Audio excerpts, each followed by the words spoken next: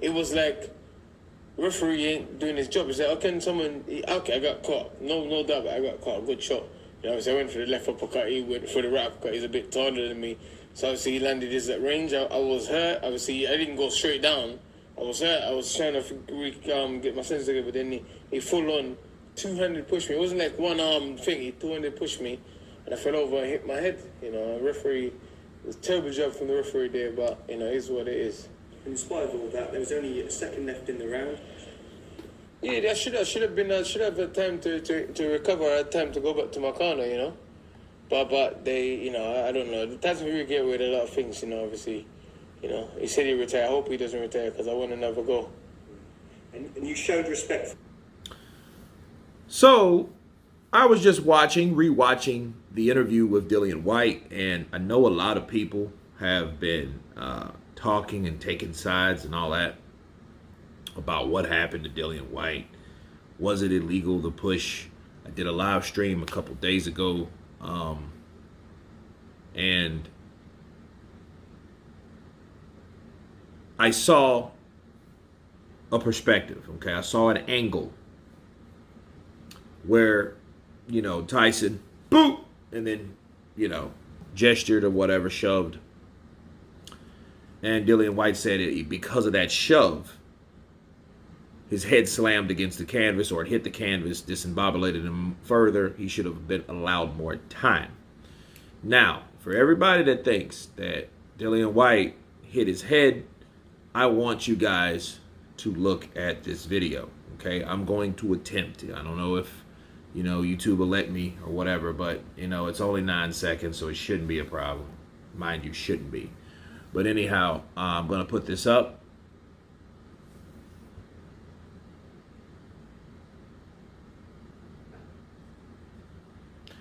Okay, now I see him as we...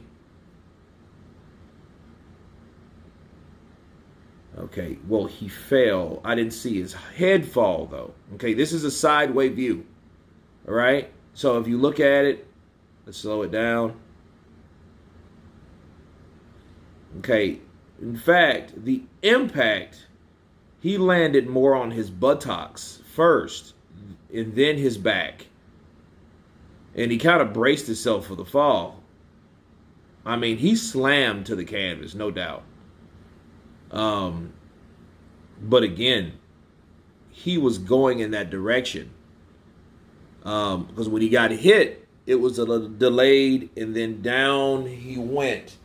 And it's almost, because I'm a stunt performer, okay? I'm an actor and a stunt performer. That's what I do normally. And if you know anything about stunts, you know how to properly fall. You know, and it seems like he did a perfect back fall. That's what he did. That looked like a perfect back fall.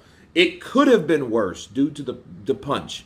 But again, I don't think that Tyson Fury punch was bigger than AJ's or Povetkin's because he was out cold. Those were two different knockouts. He got up from this. Now, his thing is what the referee could have done. Okay? But let's counterpunch this here. I did not see his head slam. I mean, it's not great footage because it doesn't really show.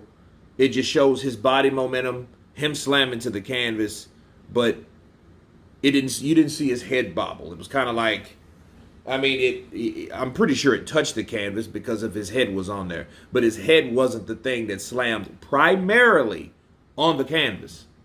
Like I said, he did a perfectly timed backfall. That's really all he did. And he was like, hey, I should have been more time. I was delirious or whatever. I was disembobulated. I was trying to get my composure. And the referee decided to stop the fight. Well, newsflash, Dillian Whyte, you shouldn't have fought in the UK. Why? Because people know how I feel about a lot of those fights that happen in the UK. Like those Daniel Dubois fights. You know, they didn't have to be stopped, but they did. And they decide to stop certain fights. Now, all credit to referees that stop fights on time. I'm not talking about all of them. But I mean, some people don't like to see certain things happen to certain people, and it's under their control. And that referee was in control of that fight. He decided what was what and what wasn't what. Okay? So, when he got hit and he got up like he did, when he seen him stumble like that, no. It wasn't a bad call. So don't get me saying, or don't get people thinking, or don't think in your mind that I feel it was a bad call. No. What I'm saying is, he was like, well, it's only a second left. It didn't matter if it was a second left or not. You couldn't compose yourself at that right time. Now, even if he would have counted and he wouldn't have stumbled when he did, if he would have stumbled on the way back to the ring, to his corner, that would have been a different situation. No, he stumbled when he first got up into the ropes. Therefore, the referee was still in observation mode to seeing if this guy was okay and clear to fight. And he seen him stumble like he did, so therefore he was not. Okay, so this clears up anything. I did not see his head slam up against the canvas like it did. It wasn't an Amir Khan. It wasn't a Joey Gamache. It wasn't any of those bad knockouts where you see someone's head bobble on the canvas and dribble on the canvas like a basketball. That didn't happen. It was a backfall.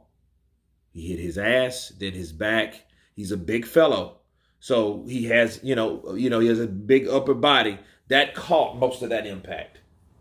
Okay, the ass caught some of it, and the back caught pretty much the rest. Now, his head laid down because of the punch. You can't say that was from a push. Because if it was from a push, he would have went farther out if he would have pushed him, a shove. Okay, if he would have pushed Dillian Whyte would have left. No, that was a timber. That's what that was. Absolutely.